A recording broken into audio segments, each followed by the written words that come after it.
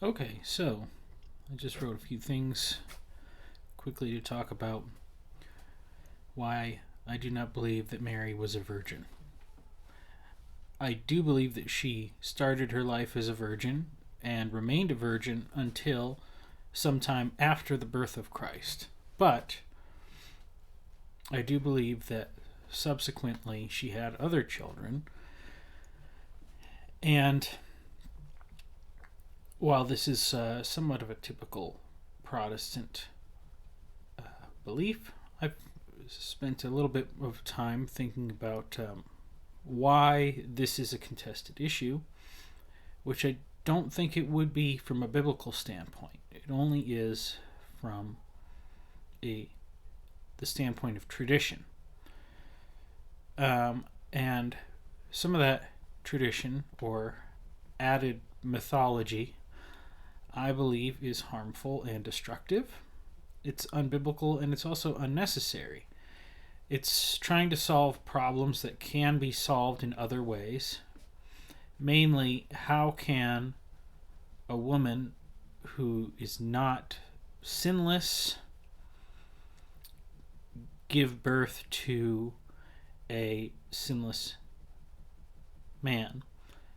And this is part of the Romans 5:12 problem that through one man sin entered the world, and so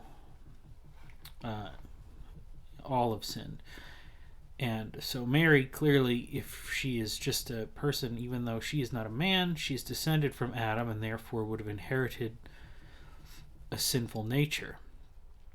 Now, I don't believe that people inherit guilt from Adam, but I believe that we do inherit a nature that makes us incapable of resisting sinful impulses. And as Jesus defines sins not only as actions and deeds, but as the thoughts in our heart that are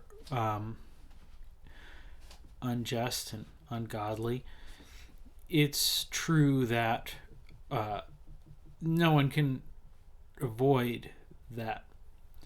And as I stated in a previous video quite a while ago, the belief that humans are deserving of equality with God, a misordered sense of place in the hierarchy of being, is innate, and it manifests in humans even from within the womb. And certainly it's visible by the time they are toddlers.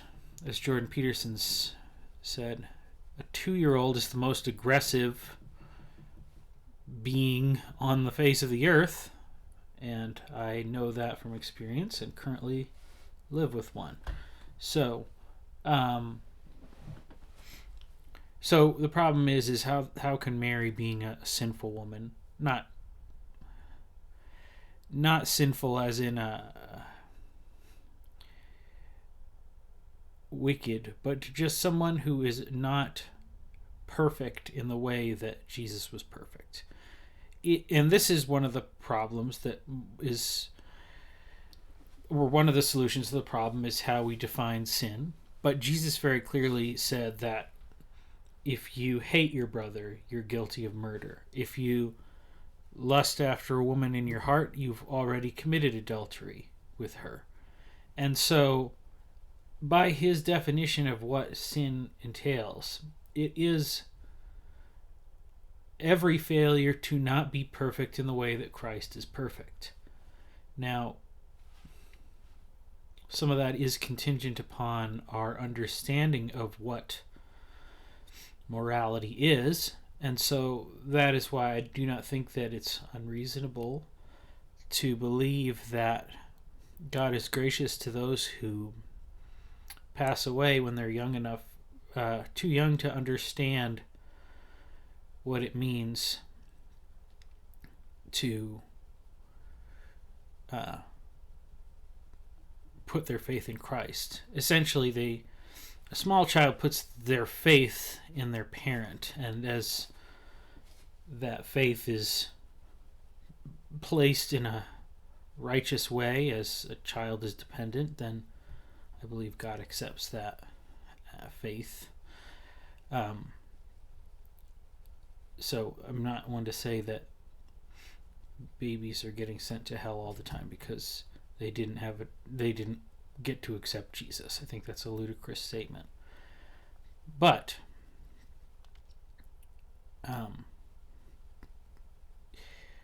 I guess we could use instead another definition to say all are sinful, but not all people are necessarily wicked. And we understand that the baseline of all humanity is a general selfishness, a belief that equality with God is something to be grasped. And yet some people embrace that more extremely than others, and they are what we would say wicked. And I would say Mary certainly was not wicked. If she was a wicked person, she would have jeopardized her position in Israel and would not have been a good candidate to be the mother of the Messiah. So I think that as far as people go, she was not a bad person, and certainly probably better than a lot of people. However, I think that from the biblical standpoint, it seems that she was thought to be rather unremarkable. Just not generally someone that anyone would think was someone special. So the problems that these extra stories about Mary, her perpetual virginity, that she was conceived in a miraculous manner or was conceived without original sin, or without a sin nature, or any of these things is unbiblical and unnecessary, which I will explain why I believe that is so at a later video. But for today, I want to focus on this other issue.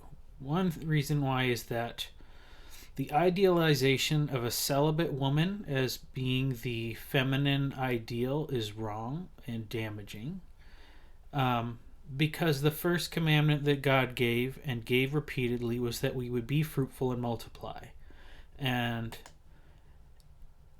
within Judaism and most of the world, this was understood as a high calling. And it's the thing that women have been the most celebrated for throughout history. Now, in a sense, Catholics and Orthodox will say they celebrate Mary's motherhood, but only insofar as she is the mother of Jesus, and then they do not want to consider her being the mother to anyone else. Now, the verses that are contested are, these are the typical verses that Protestants will bring up. Mark 6 and Matthew 13. Mark 6, and he went out from there and came to his hometown, and his disciples followed him. And when the Sabbath came, he began to teach in the synagogue, and many who heard him were amazed, saying, "Where did this man get these things? And what is this wisdom that has been granted to this man, and the miracles such as these performed through his hands? Is not this the carpenter, the son of Mary, and brother of James, and Joseph, and Judas, and Simon? And are not his sisters here with us?" And they were offended by him. And Jesus said to them, "A prophet is not without honor except in his hometown, and among his relatives, and in his own household." And he was not able to do any miracle in that place, except to lay his hands on a few sick people and heal them. and he was astonished because of their unbelief. So that's the version in Mark. There are some interesting distinctions between the two. In Mark's version, Jesus is labeled as the carpenter.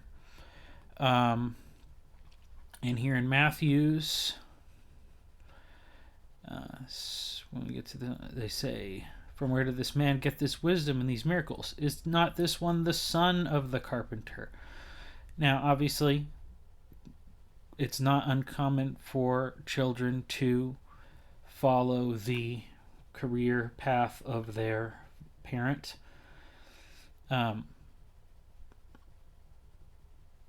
Matthew doesn't primarily focus.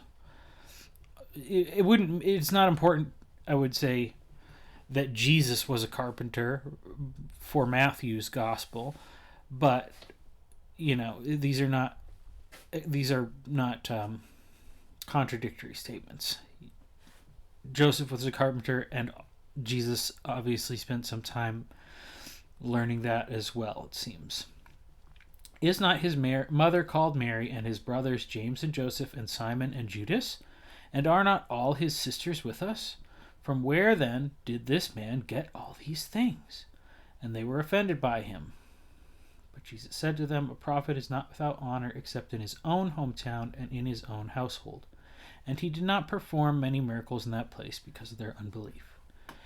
Now, the thing that people will say is that the word that is used for brothers, it really, it means, it can mean cousin or kin, and let's see here. So,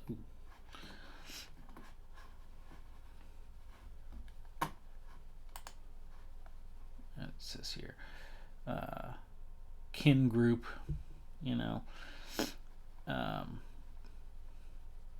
kin group, sisters. So that's what they'll say. Well, those weren't really his biological brothers, they were his cousins. But they mention in this his parents, Mary, and the carpenter, as it is in here. And at this point, it seems it's likely that Joseph's passed away. But nevertheless, why would they say, aren't these his parents and aren't those his cousins? And I think the thing is that here, we have 4 brothers and an unspecified but plural number of sisters here. So 6 siblings at least. And, if, this is the norm in this society that people have large families. If Jesus was an only child, that would be something of note, especially because Mary was his natural mother, so everybody knew that Mary had given birth to him. So she was presumably a fertile woman. Now, if she had conceived right at the beginning of her marriage to Joseph, and they were married for quite a while, and Joseph was still alive at least when Jesus was 12 years old, we know, and they had no other children, that would be suspicious in the sense that, the timing, whether anybody else was really paying attention or not, we don't know. But that would be suspicious in regards to Joseph's fertility, and perhaps his wife was unable to conceive because the initial child was conceived by another man. That's a suspicion that is not unfounded. Likewise, if these are all children of Joseph from a previous marriage, as some say, then you still have a situation that's a little suspicious where Joseph is impregnating Mary in the mind of the outsiders, and then right at the beginning of their marriage, and then not having any more children. Which, it could be a circumstance that would be suspicious. Like perhaps he's having compassion on this woman who got pregnant in an unfortunate situation, and he's marrying her so she's not dishonored, but he's not going to touch her, and that's why they don't have any more children. And it's not logical and doesn't make sense, and it would be suspicious. And the Messiah is always, whoever was perceived to be the Messiah is a target for death. The devil, Satan, wants him dead and compels people in positions of power to kill others for whatever selfish reasons they desire, but it serves his goals. When Abel's sacrifice is accepted, that seems like an indication that he may be the chosen one, and Cain is tempted to kill him. The genocide of the babies in the time of Moses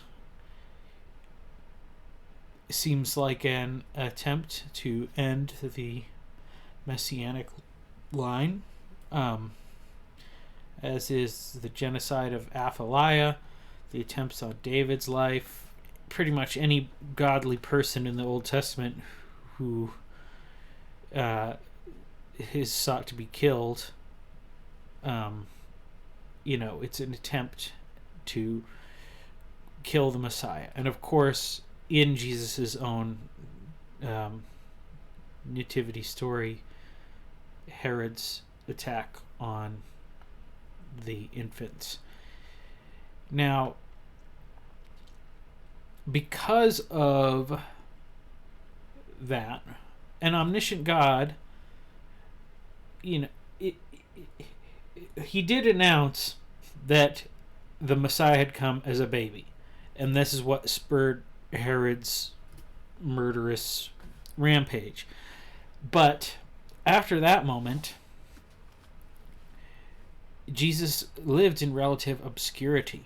And if anyone was to say, what if that Messiah baby wasn't killed, and you were to look around this time and try to find a Messiah, who would it be? Would it be a guy who is a random carpenter and just the brother of some people that you know?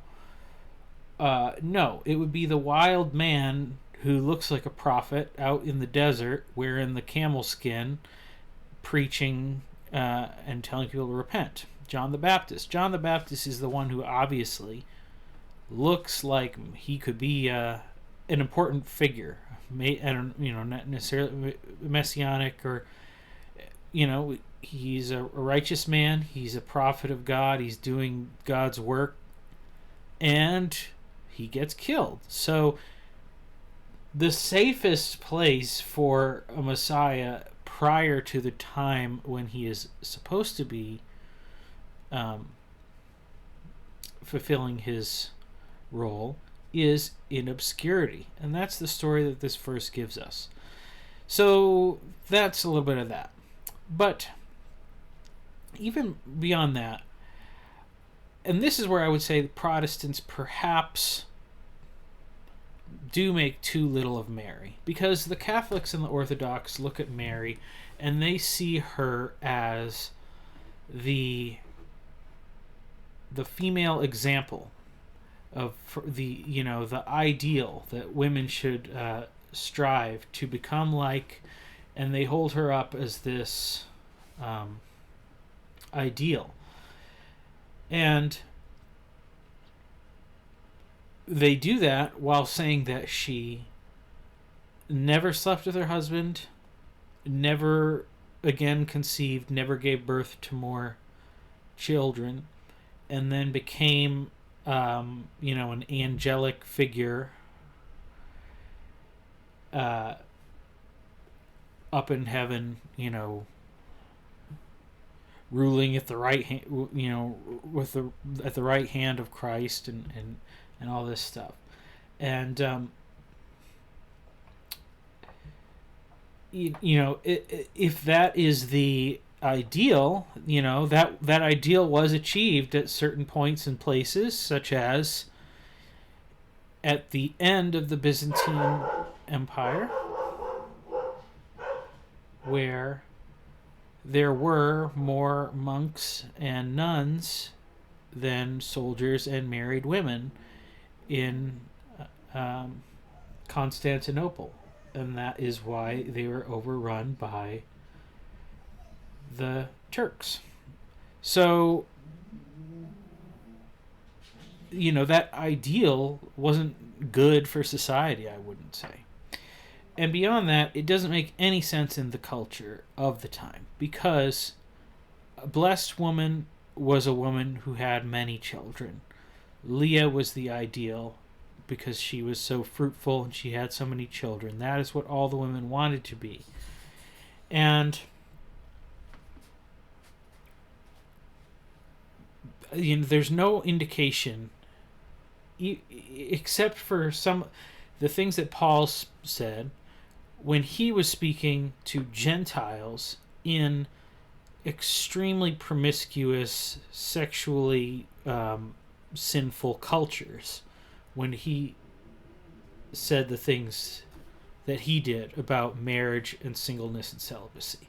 And we've said that this is the ideal, but he gives the circumstances why. And it is similar to our day. And in our day, it's hard for people to understand how to have a healthy, holy sexual relationship in marriage. That is God's design. But it is the ideal. And some of that is that man and woman is one flesh. And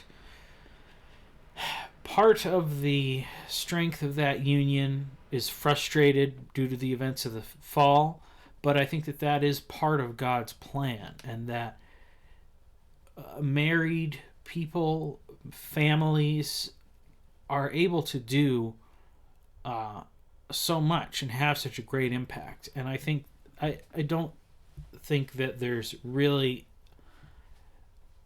hardly a shred of evidence to support the idea that celibacy is the ideal that we should strive to. And I think it's caused a lot of harm, not only for women, but also in a large part for the men, especially in the Catholic Church, where they're not allowed to marry. I think that, there's some issues where a church says that marriage is a sacrament and therefore being married is holy, while the actual status of your actual marriage may not be holy at all.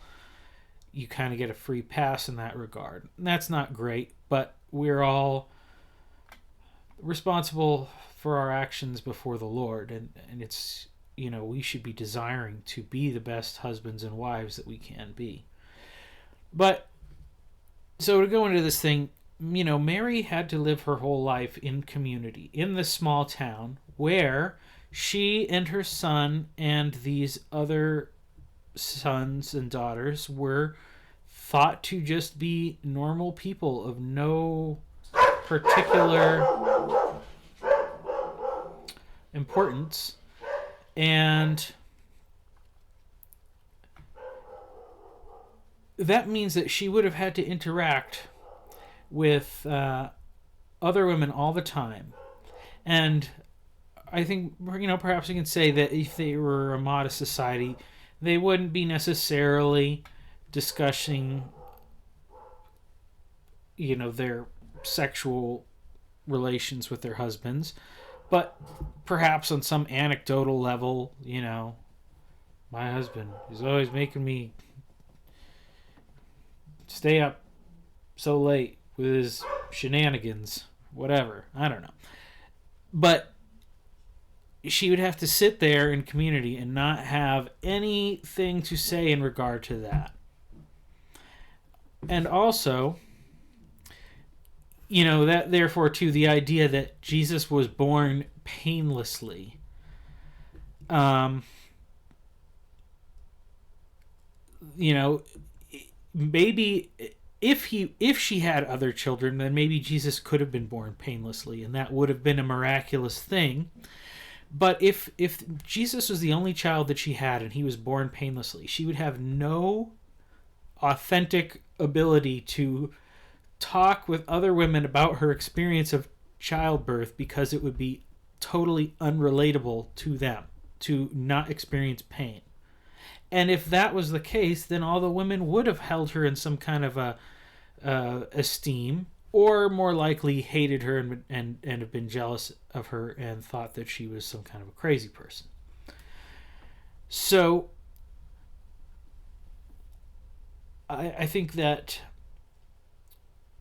however she did conduct herself in society and community, I'm sure that it was as a godly woman. And I'm sure that she, knowing the child that she was raising and his role and significance and his importance, probably tried extremely hard to honor God in everything that she did. And in that desire, her context of what it would have meant to honor God as a woman and as a mother and as a wife would have been to emulate Leah or Sarah or any of these women who did all the things that were natural and good for women to do. And that natural part of womanhood is something that God designed, and he said it was good. And so I think that Mary may be a woman that Christian women could look up to and try to emulate, but I think that she was not this alien being totally unlike them or having an experience unlike anything that they can relate to or experience. And I think that she was probably very normal in a lot of ways. And I think that that is a good thing, because God created people as people. And we have a misordered sense of our importance, what is right and wrong, how we should behave. But fundamentally, the things that he said are good and that people should do are not they're not any different than they were for thousands of years or have continued to be afterward. And I think that when the church recovered some of that in the Reformation, the obvious and abundant blessing that it brought to the people was very, very good thing. And I think it's evident that the Protestant understanding of Mary and her role, while maybe not because of our reaction against Catholicism, we don't think about her, look at her, think or try to hold her up as a standard. I think that we should, because she was a good, godly woman. And she was a good, godly woman in the way that almost all women have been good, godly women, by being good wives and good mothers, and by taking care of their families, and by honoring God through all those actions. And so that is why I wanted to make this video. And I have some interesting things I've been studying that kind of go along with this, but this is just one kind of point that I wanted to put out there for now. So, thank you.